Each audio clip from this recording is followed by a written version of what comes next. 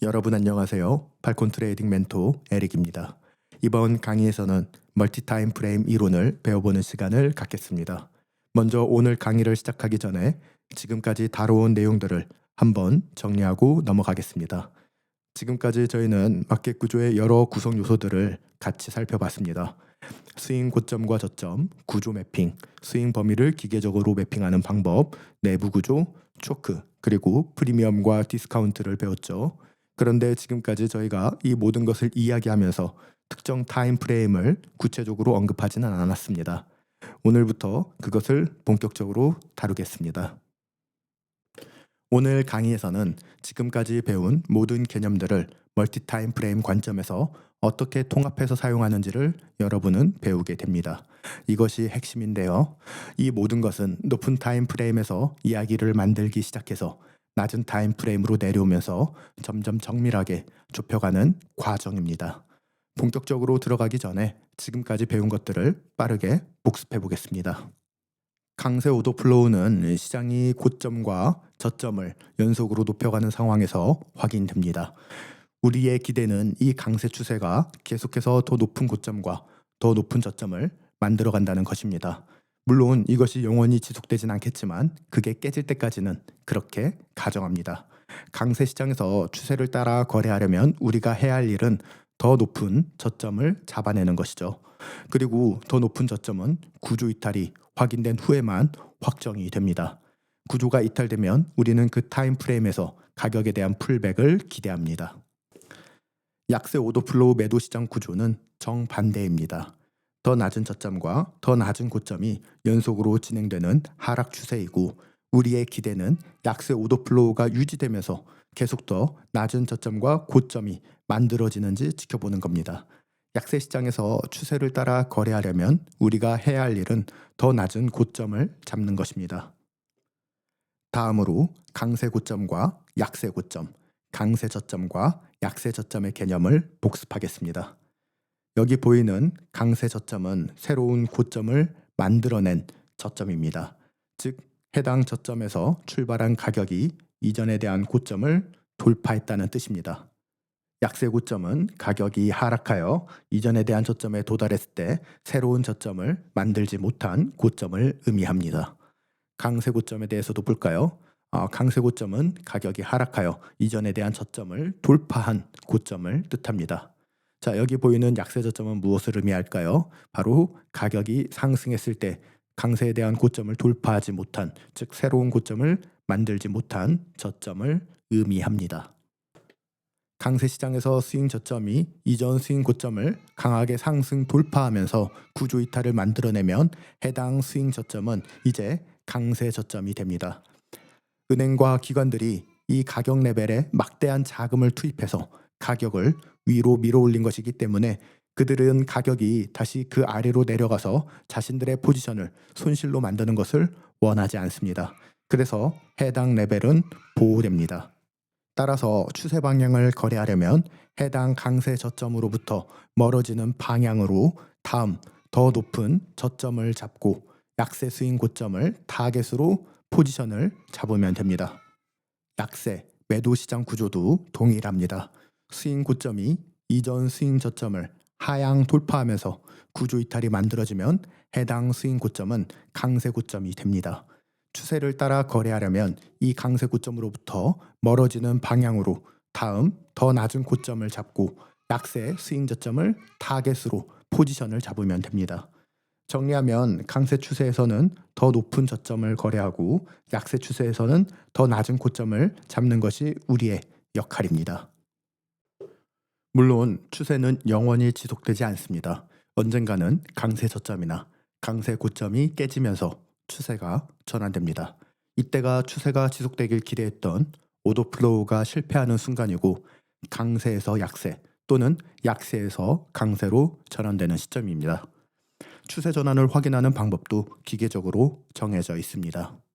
강세 추세의 전환은 가격이 스윙 고점을 상향 돌파하면서 새로운 고점을 만들 때, 즉 강세 구조 이탈이 발생할 때 확정됩니다. 약세 추세의 전환은 가격이 스윙 저점을 하향 돌파하면서 새로운 더 낮은 저점을 만들 때 확정됩니다. 약세 추세에서는 더 낮은 저점에서 가격이 이전 스윙 고점까지 되돌림이 발생할 수 있습니다. 하지만 캔들 몸통이 그 이전 고점 레벨 위에서 마감되지 않은 한 추세는 여전히 약세입니다.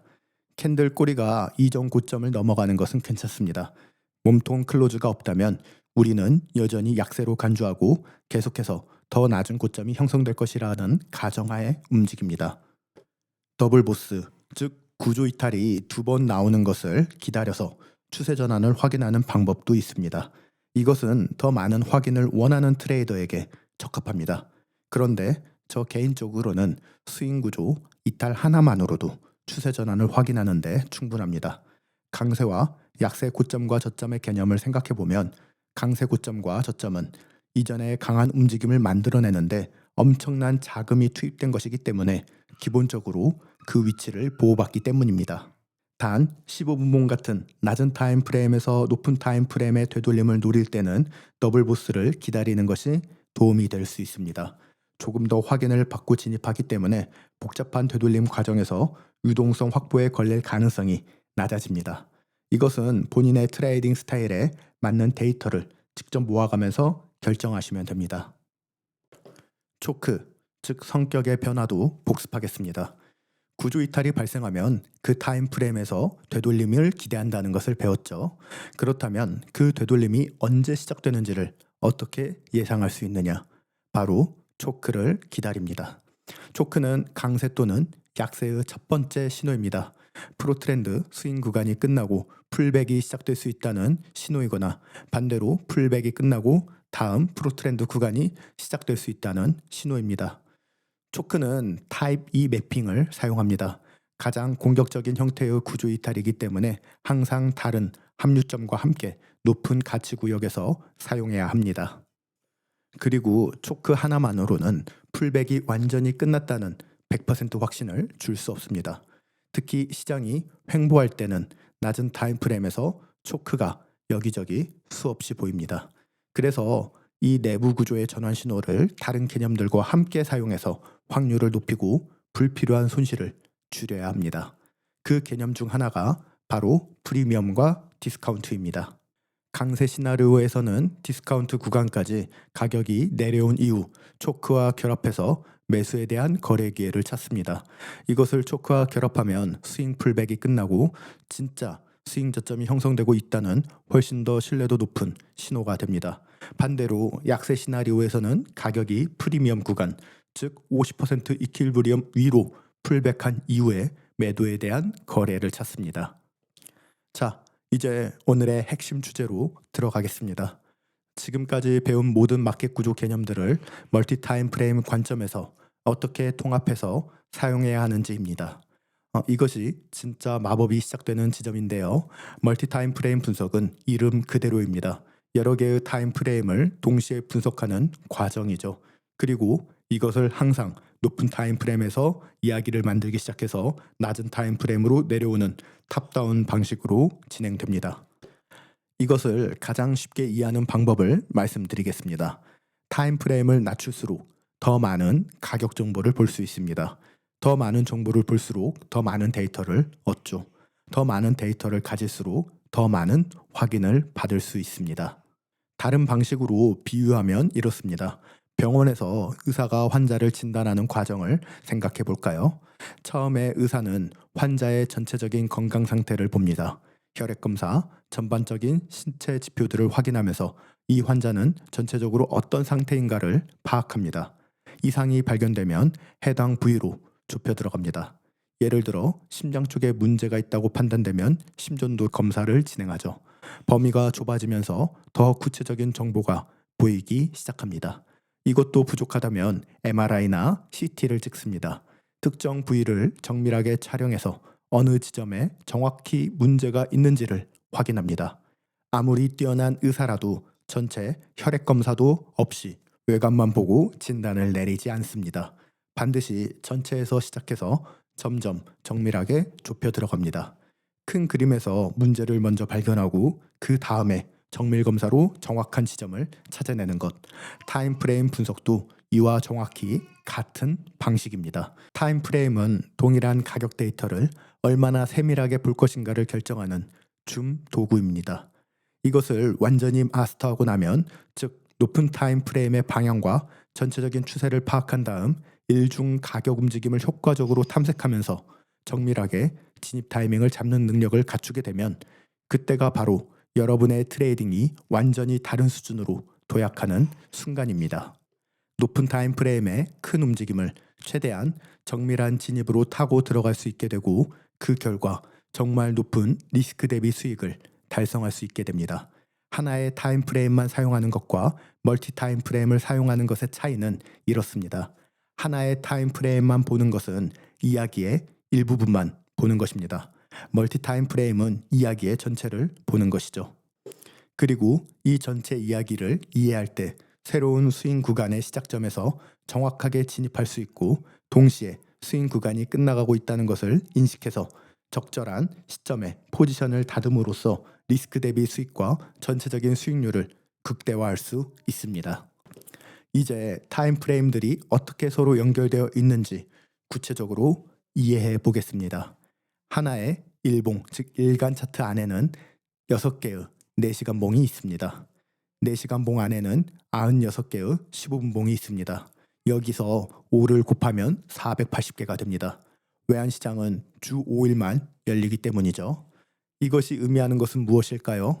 높은 타임 프레임 캔들은 형성되는데 더 오랜 시간이 걸리고 그만큼 더 많은 정보를 담고 있습니다.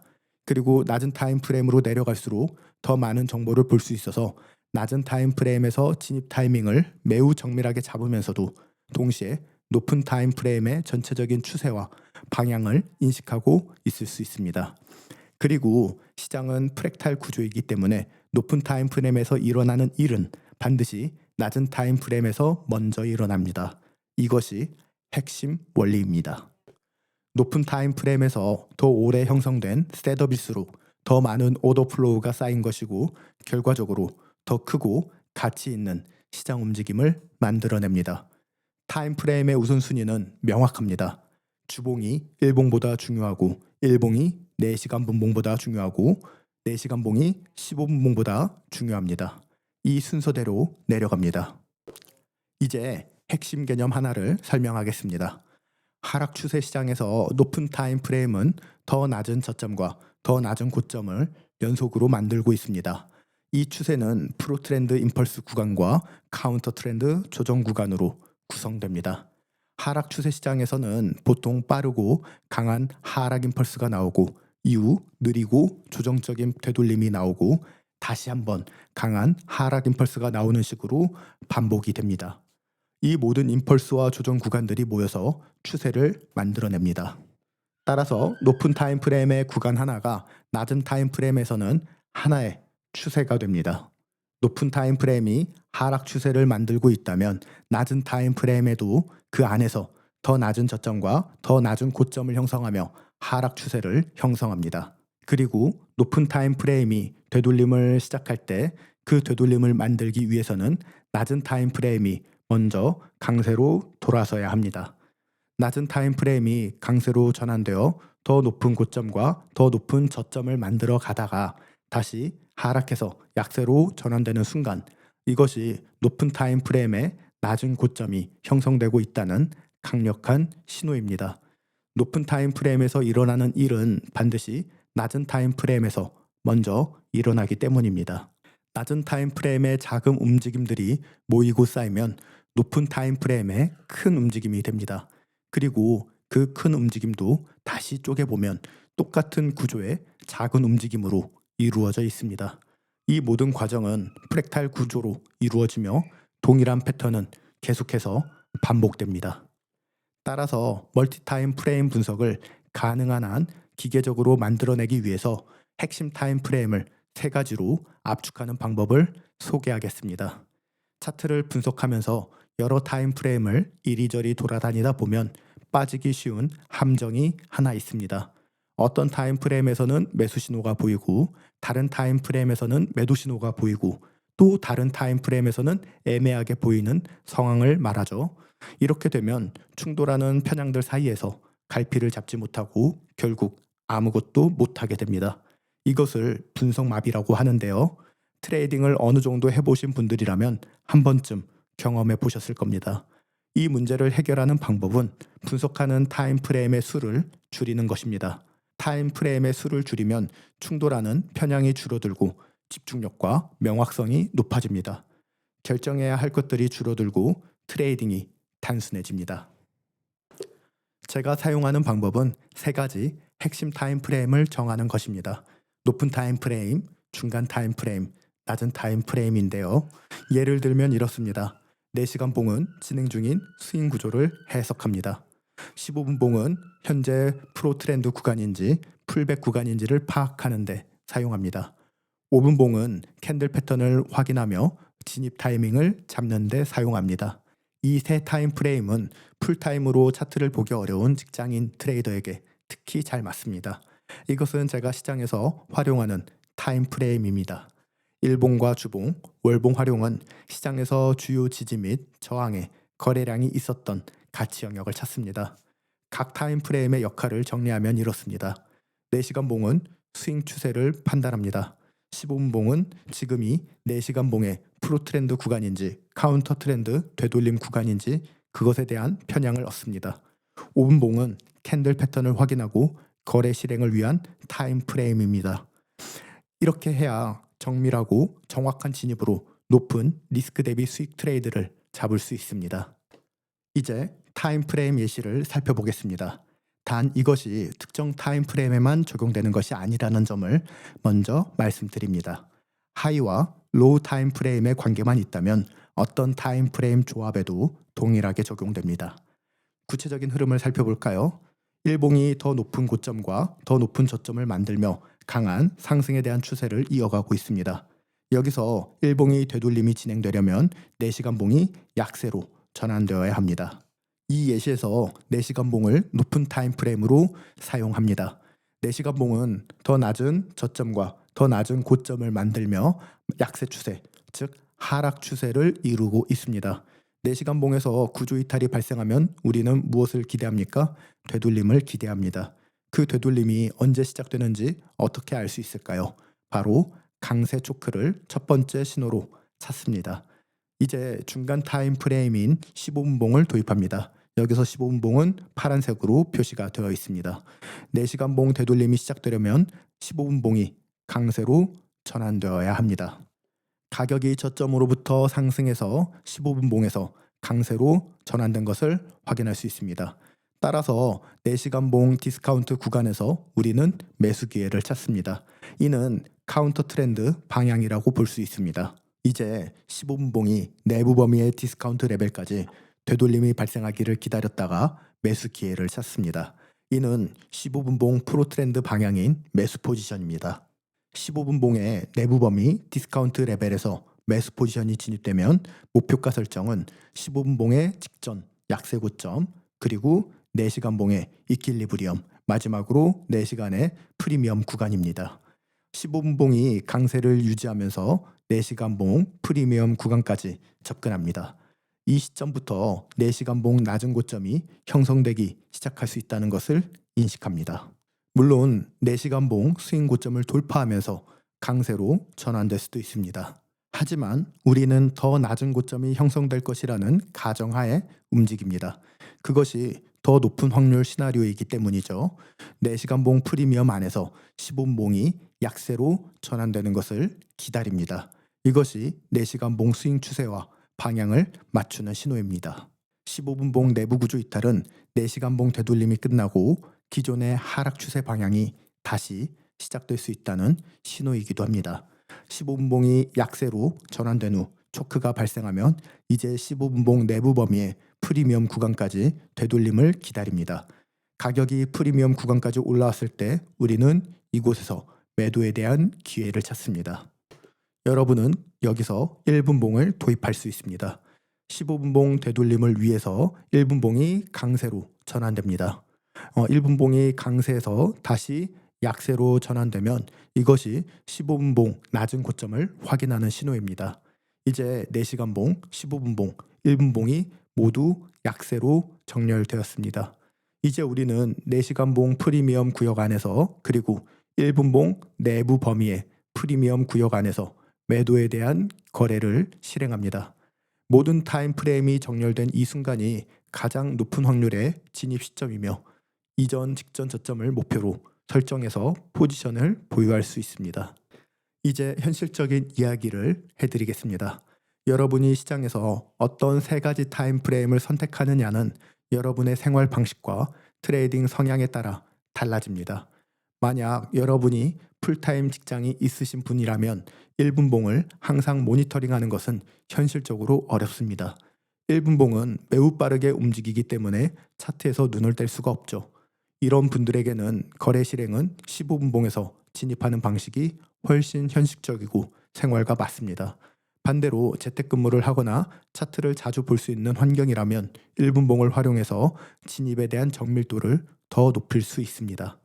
각자 추구하는 삶의 방향에 따라 우리는 타임 프레임을 다르게 선택해야 합니다. 파트타임 트레이더도 있고 풀타임 트레이더도 있습니다. 이것은 사람마다 다르고 나중에 함께 더 구체적으로 논의해 보겠습니다. 마지막으로 매우 중요한 마인드셋을 말씀드리겠습니다.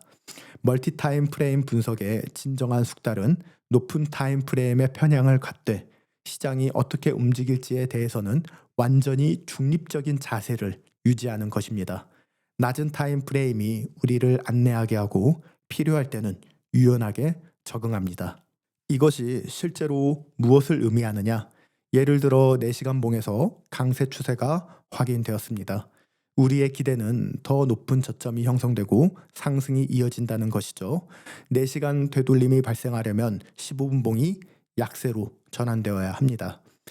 가격이 4시간 봉 관심 구역에 진입하면 우리는 더 높은 저점이 형성되고 상승이 이어질 것이라는 기대를 갖고 있습니다. 그런데 이것이 반드시 그렇게 된다는 보장이 없습니다.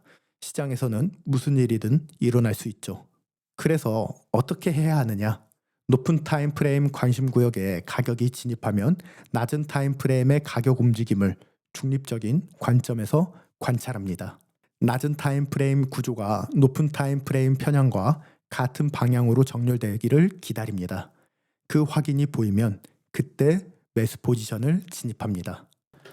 하지만 만약 낮은 타임 프레임이 높은 타임 프레임 편향 방향으로 정렬되지 않고 계속 반대 방향으로 움직인다면 스윙 추세가 반대 방향으로 전환될 가능성이 높아집니다.